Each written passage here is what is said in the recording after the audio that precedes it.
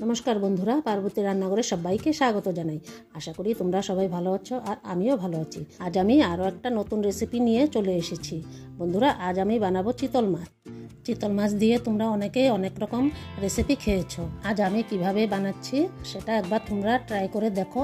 কথা দিচ্ছি তোমাদের খুব ভালো লাগবে। তাহলে চলো শুরু করা যাক। প্রথমে আমি চিতল মাছটাকে ধুয়ে পরিষ্কার করে নিয়েছি। তারপর আমি মাছটাকে নুন আর হলুদ মাখিয়ে নিচ্ছি। এখন আমি একটা কড়াই বসিয়ে দিচ্ছি। তার মধ্যে দিয়ে দিচ্ছি সর্ষের তেল। সর্ষের তেলটা গরম হওয়ার একটু অপেক্ষা করব। তারপর তেলটা গরম হওয়ার পর আমি এক এক করে মাছগুলোকে তেলের মধ্যে ছেড়ে দিচ্ছি। মাছগুলোকে এখানে আমি কড়া করে ভাজবো না, হালকা করে ভেজে নেব। এক সাইড ভাজা হওয়ার পর আমি এখন মাছটাকে উল্টে দিচ্ছি। এভাবে মাছগুলোকে আমি উল্টে পাল্টে ভেজে পরে আবার বাকি মাছগুলোকেও ভেজে নামিয়ে নেব। এখন আমি কড়ার মধ্যে আরও একটু তেল দিয়ে দিচ্ছি। তারপর তেলটা গরম হওয়ার পর ফোড়নে দিয়ে দিয়েছি গোটা জিরে আর তেজপাতা। ফোড়নটা লাল হওয়ার পর এখন দিয়ে দেব আমি গোটা গোটা করে আলু কেটে রেখেছিলাম সেটাকে। আমি একবারে সম্বার দিয়ে বসিয়ে দিয়েছি। তোমরা চাইলে আলুটাকে আগে ভেজে রাখতে পারো। তারপর দিয়ে দিয়েছি নুন আর হলুদ দিয়ে আমি একটু ঢেকে ঢেকে ভেজে নেব, যাতে আলুটা তাড়াতাড়ি সেদ্ধ হয়ে যায়। এখন ঢাকাটাকে তুলে নেব। এখন দিয়ে দেব আমি কিছু বাটা মশলা। তার মধ্যে দিয়ে দিয়েছি কাঁচা লঙ্কা বাটা, আদা বাটা আর একটু কাশ্মীরি লঙ্কার গুঁড়ো।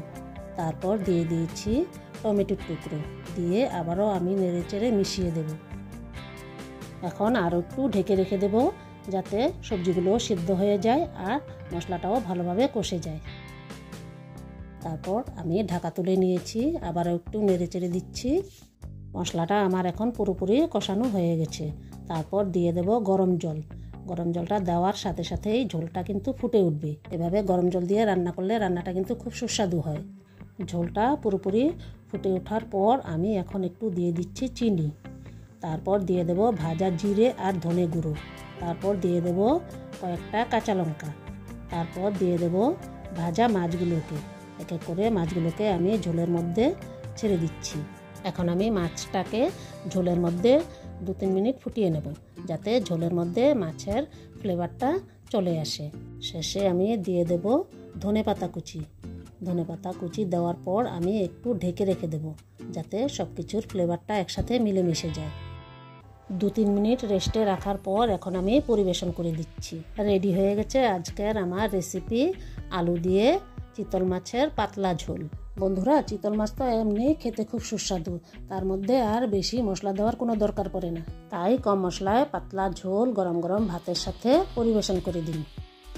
তাহলে আজ এখানেই বিদায় নিচ্ছি। দেখা হচ্ছে অন্য কোনো রেসিপি নিয়ে। ততক্ষণ টাটা।